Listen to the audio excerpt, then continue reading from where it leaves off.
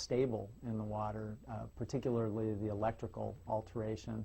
And so while they are bottling the water in Vilcabamba, it's much more powerful to recreate those properties fresh, which is actually what our technology does. An ionizer actually recreates the properties of the water that we found in Ecuador in the water that comes right from your tap.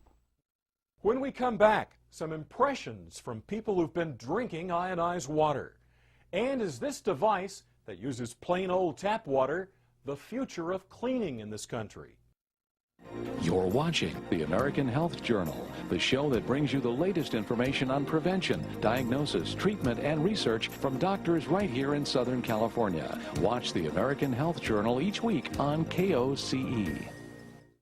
With a home machine that attaches to the kitchen faucet, it's possible to make ionized water your source of drinking water. Jay Hare has used one for 5 years now. Well, I'm an athlete, and hydration's always been important to me. I think as an athlete, you're always looking for ways to increase your performance, and I've tried everything. And the water was one of the few things that actually delivered an immediate and noticeable impact in my body. Because of the alkalizing effect, a base will neutralize an acid. When we exercise, we produce lactic acid. So my muscle soreness decreased markedly.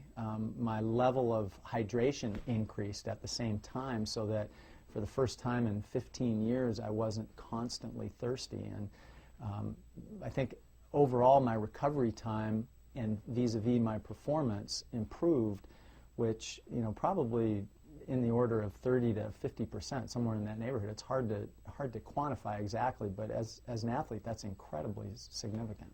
Canadian Ross Anderson shares that passion for ionized alkaline water. He's been drinking it since the mid-90s. Quite immediately upon getting an ionizer, I noticed a dramatic shift in my hydration levels, my health levels, my energy, my stamina, clarity of mind. A number of things improved dramatically. Well, having been around the industry for 5 years and speaking to literally thousands of people who have drank the water, there's no question in my mind it produces results in the human body. No question. And there's absolutely a tendency for people in that type of an environment with that type of product that produces very predictable and consistent results to overhype, as well as there's, you know, as there is in anything, there's skeptics out in the marketplace who want to debunk anything that's new and unproven, you know, through the typical double-blind trials. And so, you know, we just say real simply, drink the water and let your body be the judge. My vision for the future of alkaline ionized water is that eventually it becomes about as common as a toaster. And I don't know very many people who don't have one of those.